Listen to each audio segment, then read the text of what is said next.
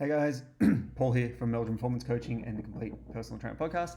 Today, programming mistakes number 5, and that is the misapplication and misuse of corrective exercises. So, corrective exercises are something that copped a real bad rap over the last couple of years.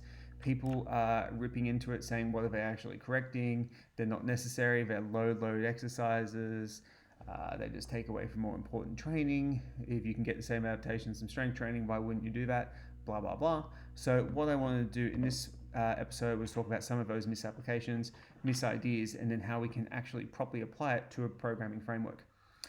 First thing we want to do is define a corrective exercise. So it isn't the best term, I will agree with that, but what we're looking at is we're using an exercise to solve a problem. So for example, if someone has tension throughout their hamstrings and their posterior chain that's stopping them from getting into the proper position to do a deadlift, I don't think it's totally out of bounds to say that doing some exercises that sort that problem out are corrective. So it's more people getting corrective, like they're correcting things like posture, which is very hard to incorrect. You could say that developmental exercises or preparatory exercises, just corrective exercises, is the term that we have. So we're going to stick with that. So a lot of the arguments against corrective exercises are because of the lack of definition and also the scope of practice of which people apply them with. So corrective exercises are not rehabilitative exercises. They may share a number of similarities, but the whole goal of corrective exercises is to prepare someone for the rigors of proper training, so higher intensity, higher volume, higher load training without any kind of compensations and getting the absolute most out of their body's range of motion that they can do. And the goal is to get rid of them. So the first mistake with corrective exercises is if I still see them on the program 6 months later. What that means is nothing has actually been corrected and you are wasting your client's time and you're wasting your time as well. You're just basically filling the session in with a low level, low neuromuscular activation, low challenge, low metabolic demand exercise. So there are better uses of your time and your client's time than doing that. What I like to do is use corrective exercises to create windows of opportunity. So by doing that, we look at lengthening the tissues that need to be lengthened. We look at stabilizing the tissues that need to be stabilized. And then what we do is that creates us a new opportunity to access a range of motion we previously may not have had access to. So an example of that would be the deadlift. If someone has a very bad toe touch, a very bad active straight leg raise, you try and get them into the position of the bar and it looks like crap. And then you do a couple of corrective exercises, and then all of a sudden their ability to get that bar position is spot on. A lot of people will argue against doing that approach, just saying, well, if you just kept on practicing the barbell deadlift, you'd eventually get there. My argument back is that the most effective way to get there? And is that the best way to get there from a neuromuscular learning perspective? So does it actually give us good subcortical patterns, which is below the level of the cortex, so below conscious awareness, or does it give us a poor subcortical patterns? Now, actually arguing against what is a good deadlift pattern and a bad deadlift pattern is very hard to say because flexion in the spine isn't necessarily a problem. If it's controlled, particularly by the lifter, but it is a skill in itself.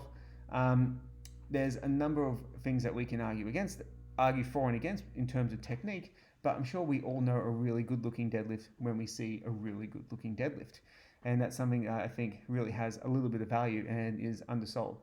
It's kind of like a lot of the